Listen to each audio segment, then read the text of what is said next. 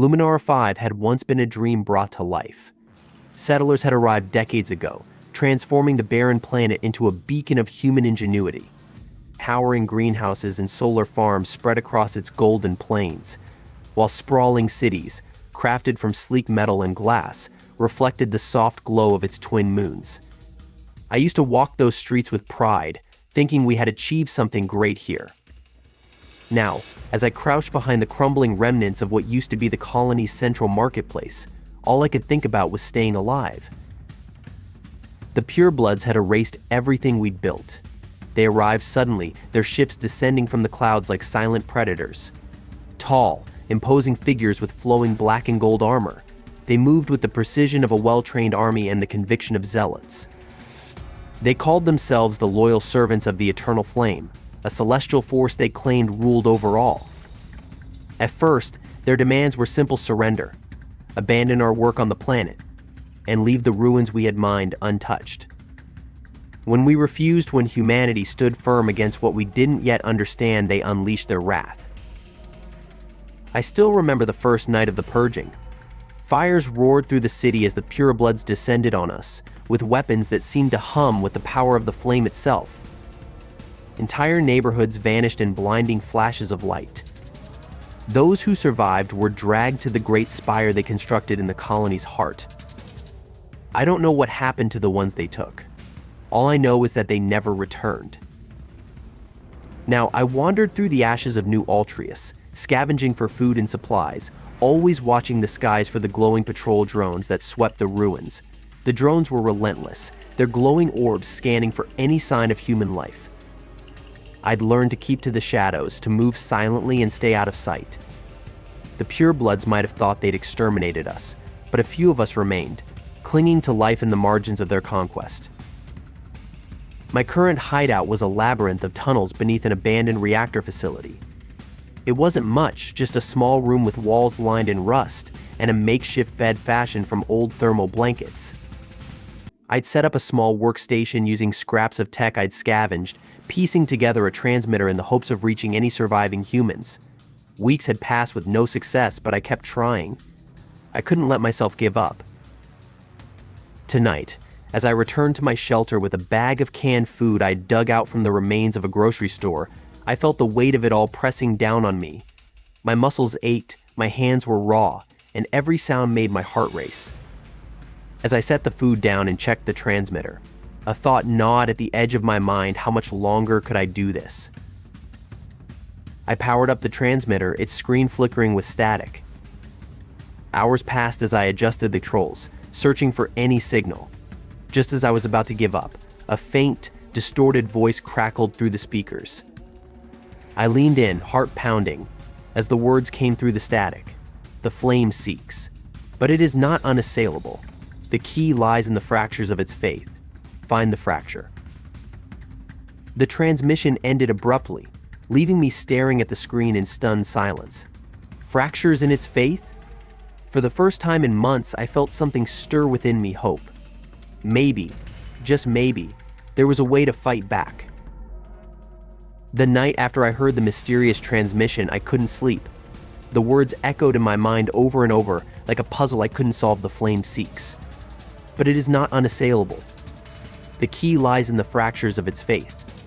Find the fracture. It was vague, maddeningly so, but it was the first glimmer of anything resembling a plan in months. I couldn't ignore it.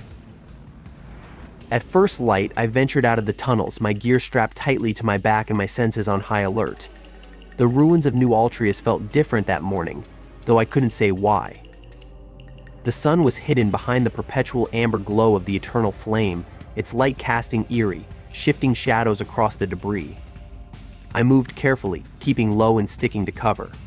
The Purebloods had increased patrols recently, their drones sweeping the ruins with relentless precision.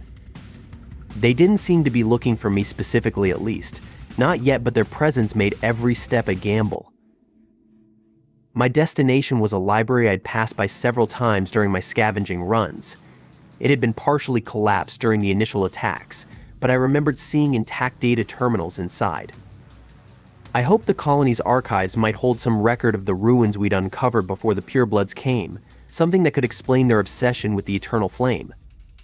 If there were fractures in their faith, the answer had to be connected to what we had disturbed.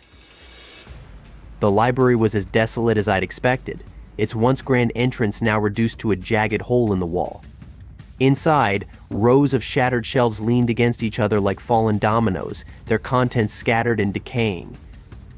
I stepped carefully over the debris, making my way toward the back where the terminals were located. Miraculously, one of them still had power. The screen flickered to life, and I quickly bypassed the login screen using an override code I'd memorized during my days as a mechanic. The archives were a mess, fragments of corrupted data interspersed with incomplete files. It took hours of digging, but eventually I found something that made my breath catch a record of an excavation team's findings in the ruins. They'd discovered ancient carvings beneath the surface of Luminara 5, strange symbols etched into walls of stone that predated human colonization by millennia. The logs described them as depictions of worship and rebellion. One image stood out in particular, a sketch of a group of figures kneeling before a blazing orb, their hands raised in submission. But in the background, another group stood apart, their arms crossed defiantly. The accompanying notes speculated that these might represent dissenters, a schism within an ancient society that had once worshipped the same flame the Purebloods now served. Before I could read further, a faint hum filled the air. My blood ran cold as I recognized the sound of a patrol drone. I killed the terminal's power and ducked behind a fallen shelf, just as the drone's glowing red eye scanned the room. I held my breath, my hand gripping the hilt of the knife at my belt. The drone hovered for what felt like an eternity before it finally moved on. Only then did I exhale, my heart pounding in my chest. I waited another 5 minutes to be sure the coast was clear before slipping out of the library and heading back to the tunnels. As I descended into the safety of the underground, the pieces of the puzzle began to fit together in my mind. The Purebloods' devotion wasn't absolute. Somewhere in their history, there had been rebellion, dissent, fractures in their faith. If those fractures still existed, I had to find them. If humanity was to have any chance of fighting back, this was it. The eternal flame might have ruled over them for centuries, but even the strongest foundations could crumble under the right pressure. The entrance to the catacombs wasn't hard to find. I had seen it in the excavation logs, a narrow crevice hidden beneath layers of rock and soil, sealed off by the colonists after their first encounter with the Purebloods. They had hoped that burying the past would appease the invaders, but it hadn't. Now it was up to me to uncover what lay beneath. Breaking through the seal took hours.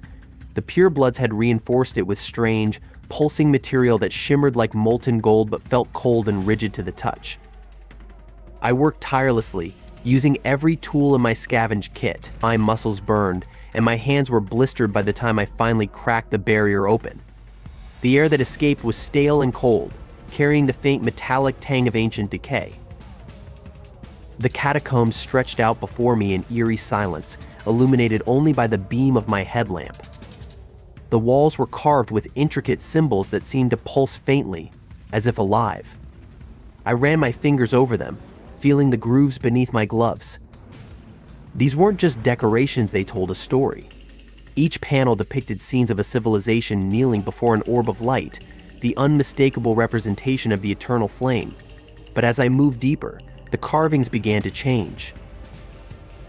The kneeling figures gave way to others who stood tall and defiant, their hands raised not in worship, but in resistance. The flame loomed over them, its tendrils of light twisting like serpents, but the defiant figures remained. I felt a chill crawl up my spine as I realized the significance. The flame had not always ruled unopposed. There had been rebellion. I pressed on, the air growing colder with each step. The deeper I went, the more I felt the weight of the place pressing down on me, as though the catacombs themselves were alive, watching. My headlamp flickered, and I cursed under my breath, smacking it until the light steadied. The last thing I needed was to be plunged into darkness down here. Eventually, I came upon a massive chamber, its ceiling vaulted and covered in more of the strange carvings. At its center stood an altar, cracked and worn by time.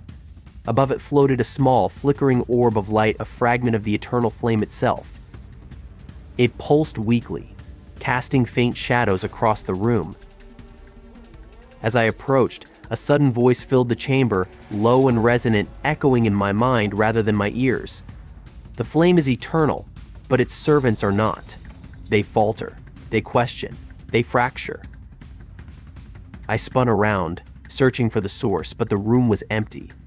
The voice continued, calm and unwavering. The fractures are buried deep within their faith, hidden in the shadows they dare not confront. To break the flame, you must unearth them.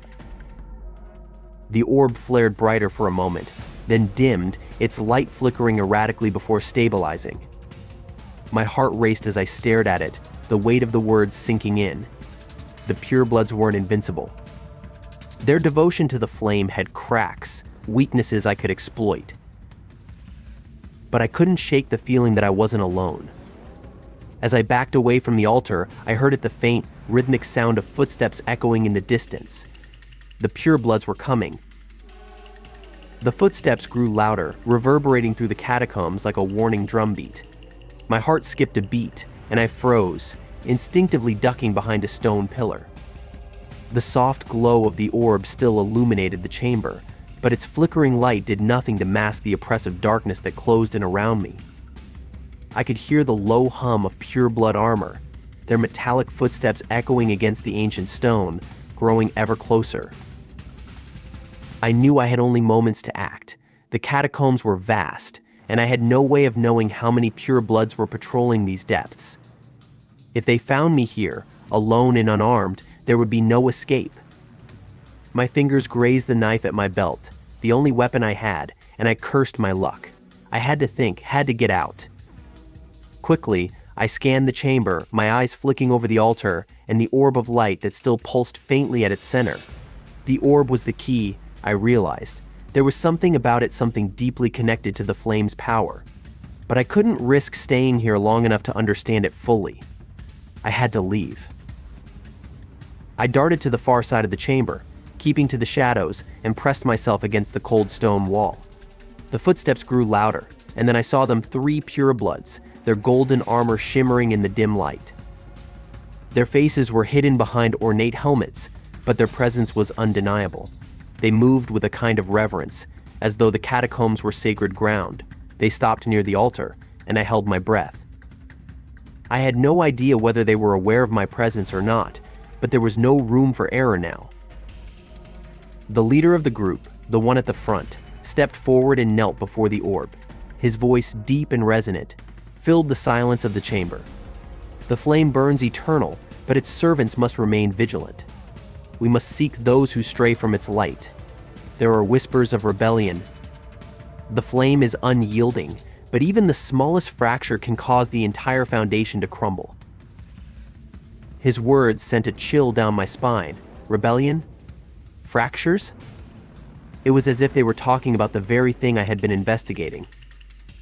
But they weren't speaking of any rebellion they themselves had started. They were hunting those who dared to question the flame, hunting anyone who might understand the truth I had uncovered. The Purebloods were blind to their own weakness. I gripped the stone harder, trying not to make a sound. I had to get out of here. I had to get back to the surface and warn anyone I could. But the thought of leaving the orb, leaving the answers it might provide, tore at me. The orb was connected to the flame, and if I could understand its true purpose, I might be able to turn the tide against the Purebloods. But then, as I watched them continue their ritual, a single phrase from the leader's words stuck in my mind. We must seek those who stray from its light. They were looking for someone, and I couldn't afford to be that someone. I backed away slowly, inching toward the exit, my pulse pounding in my ears. The Purebloods were still kneeling before the orb, lost in their worship. I had a small window of time if I was careful. If I stayed silent, I might just make it out. The leader's voice broke through the air again, but this time it was directed at his companions. Let us continue our search. The flame has spoken. The unworthy must not be allowed to wander in its shadow. I didn't wait for another word. I turned on my heel and slipped into the darkness, moving quickly through the labyrinth of stone corridors. I could hear the Purebloods' voices behind me, but they were fading. I wasn't out of danger yet, but for now I had escaped. The chamber and the orb had revealed something important. The Purebloods were aware of the fractures within their faith, but they were desperate to keep them hidden. Whatever power the orb contained, it was more than just a symbol of their god, it was the key to understanding their weakness. And I wasn't going to stop until I found the truth. I didn't stop running until I was deep within the tunnels again, my breath coming in short, ragged bursts. The narrow passageways seemed to close in around me, their stone walls pressing against my chest as though the very earth itself was conspiring to hold me down. But I pushed on, my feet stumbling over the uneven ground, my mind racing. I had narrowly escaped the Purebloods, but my heart was heavy with the weight of what I had just witnessed. The orb, the leader's words, the growing certainty that the Purebloods had been hiding something from us, it all connected in a way I couldn't yet fully understand. But there was one thing I knew for sure: the Purebloods weren't invincible. They had weaknesses, cracks in their faith that I could exploit. And if I wanted to stop them, I had to dig deeper, uncover the truth of what lay beneath the surface of their god. Back in my hidden shelter, I collapsed onto the cold concrete floor, my hands trembling as I removed the makeshift bandage from my side. The gash from my last encounter with a Pureblood had begun to scab over, but it still hurt like hell. I wasn't sure how much longer I could keep going, but I knew I couldn't stop now. I sat cross-legged in the middle of my small room, surrounded by the scattered remnants of the tech I had scavenged over the weeks. My makeshift transmitter flickered weakly on a nearby table, but it hadn't picked up any new transmissions since that first cryptic message. I hadn't had the chance to fully process everything I'd learned in the catacombs yet, but I knew I had to act fast. If the Purebloods were hunting for rebels, then I wasn't the only one who knew the truth. There had to be others out there, others who understood the fractures, who could help me break the flame's hold on Luminara 5. I focused on the transmitter, carefully adjusting the dial, hoping for any sign of life. The air felt heavy, the silence unbearable. Every time the static crackled, I held my breath, waiting. And then, just as I was about to give up, the screen blinked. A faint, distorted voice emerged from the speakers, barely audible through the interference. ... not. Too late ... WE. I leaned forward, straining to catch the words. The voice was familiar, the faint trace of desperation clear even through the static. I scrambled to adjust the controls, trying to clear up the transmission, but it was no use. The voice was almost gone, lost in the hiss of the radio waves. I slammed my fist on the table in frustration, but the voice had said something important, something about not being too late. My heart skipped a beat. Someone was out there, someone who was still fighting, who still believed it wasn't over. I couldn't ignore it. I couldn't keep hiding here while the world around me burned. The Purebloods were out there searching for those who resisted. But they weren't the only ones. I was sure of it now. There had to be other survivors who had managed to evade capture, who had found their own way to resist. As I prepared to leave once more, I thought back to the words of the leader in the catacombs. The unworthy must not be allowed to wander in its shadow. The Purebloods were desperate, afraid of the cracks in their own belief. They were doing everything they could to silence any dissent, but the fractures were real. I had seen them. I had felt them. I wasn't going to let them go unanswered. The rebellion had started long before I ever set foot on Luminara 5, and now it was my turn to be a part of it. I gathered my things, double-checking the little gear I had left. The journey ahead would be harder than ever, but I knew one thing: if I could find the fracture, I could break it. And once that happened, the Purebloods would finally understand that they were not invincible. The journey ahead was fraught with uncertainty, but something about the dim glow of the transmitter's faint message urged me forward. It was strange, almost maddening, how I could feel the pulse of a deeper truth beneath everything: the Purebloods, the eternal flame, the catacombs with their hidden secrets. It all felt like a puzzle I had to solve, and despite every danger lurking around every corner, I couldn't back down. The cracks were there, waiting to be uncovered, and I was determined to find them. The surface was a barren wasteland compared to the underground world I had just escaped. New Altrius was a ruin, its once proud structures now reduced to skeletal remains that stood like silent witnesses to the past. The Purebloods had stripped the city of life, their golden statues towering over the empty streets as their patrols swept through, relentless and unfeeling. But even in this desolation, I felt a strange pull, as though something ancient and untapped lay hidden, waiting to be reawakened. I moved with precision, staying low and close to the crumbling remains of buildings. The last thing I needed was a direct confrontation with the Purebloods. Their drones hovered overhead, scanning the streets with their cold, calculating red eyes. Their presence was suffocating, but I had learned how to blend into the shadows. My movements were as quiet as a whisper, and I forced myself to keep my breath even. My body coiled with tension as I passed through the open spaces. The voice from the transmitter echoed in my mind. Not too late. It was barely a hint of a message, but it had given me a direction. There were others, survivors, rebels. They weren't a myth, and they were waiting for someone to find them. It wasn't just the Purebloods I was fighting, it was the weight of history, the ancient fractures in the fate that held the Flame's power over the galaxy. I was starting to believe that the rebellion had been born long before the first invasion. The Flame had never been as invulnerable as they made it seem. I reached the outskirts of the city, moving deeper into a maze of overgrown pathways and forgotten roads. The lush vegetation had crept back into places once ruled by concrete and metal, reclaiming what had once been conquered. The air was thick with the scent of wet earth and decay, the world slowly reverting to something wild, untamed. It was there, in the shadow of a ruined factory, that I found them. Hidden among the ruins was a small, makeshift camp, its occupants just as battered and worn as I was. They were a ragtag group of survivors, none of them more than a handful of years older than me. But there was something in their eyes, something fierce, determined. I knew immediately that they were the ones I'd been searching for. A tall, dark-haired man stepped forward, his eyes sharp and calculating, assessed me in an instant. "You're the one who found the catacombs," he said. His voice wasn't a question, it was a statement, as if he had been waiting for me.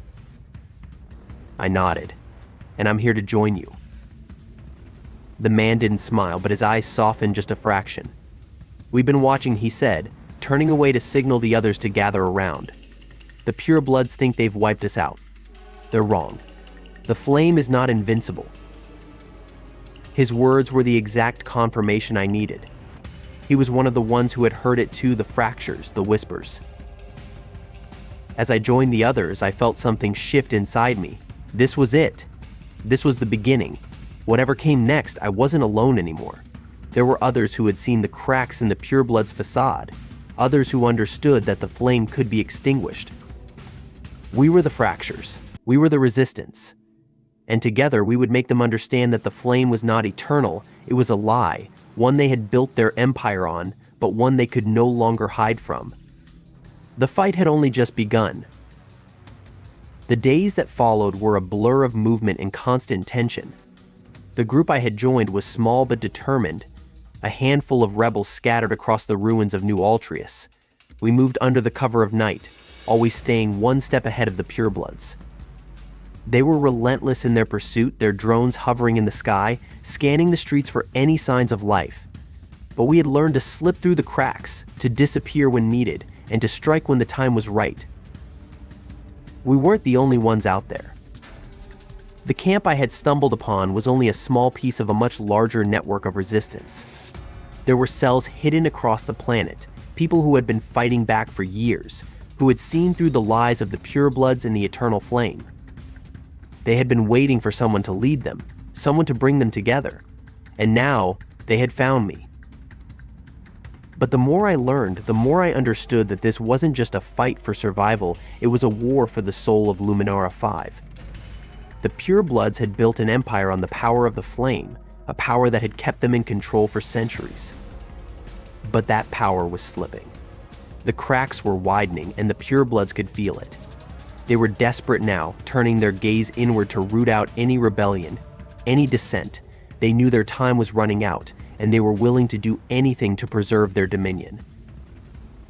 One night, as we gathered in the ruins of an old library, the tall man from the camp who had introduced himself as Darnock shared what little information he had about the Purebloods' plans. "They've begun moving the flame," he said, his voice low, tense. "It's not just an artifact, it's their source of power. And they've built something beneath the central temple, something that could tip the balance in their favor." The room went silent, the weight of his words settling over us. If the flame wasn't just a symbol, if it was a source of power, then everything we had believed about the Purebloods and their faith was a lie. It wasn't just a matter of ideology anymore, it was a matter of life and death. "We don't have much time," Darnock continued. "If they complete whatever they're doing with the flame, the Purebloods will be unstoppable. We need to act now." The plan was simple but dangerous. We would infiltrate the central temple, the heart of the Purebloods' power, and destroy whatever they were doing with the flame. It was the only way to stop them, the only way to weaken their grip on the planet. But even as Darnock outlined the mission, I knew the risks. The Purebloods wouldn't let anyone near the flame, and their defenses were stronger than anything we had faced so far. I gathered my gear, my pulse steady but quickening. This wasn't just a fight for survival anymore, it was a fight for everything we stood for. The flame had been the cornerstone of the Purebloods' rule, but we were the fractures, the rebellion that had been quietly growing in the shadows for years, and we would not let them crush us. We moved quickly, through the narrow streets and alleys, sticking to the darkness. My heart raced with anticipation, but I kept my focus. Each step brought us closer to the temple, closer to the heart of the enemy's power. And when we reached it, I knew what had to be done. We had to make sure that the flame would never burn again. It was the only way to end this, to free Luminara 5 from the grip of the Purebloods. The temple loomed ahead, its spires reaching toward the sky, its walls pulsing with the same eerie glow I had seen in the catacombs. The flame was inside, somewhere, hidden away, waiting to be unleashed. But this time, we would be the ones to strike. We would be the ones to shatter the illusion. The Purebloods might have built their empire on the flame, but we would be the ones to bring it to its knees. And as we crept closer, the final pieces of the plan falling into place, I felt a surge of determination like never before. This was our moment. This was our chance to break the flame's hold, to free the people of Luminara 5. We were ready,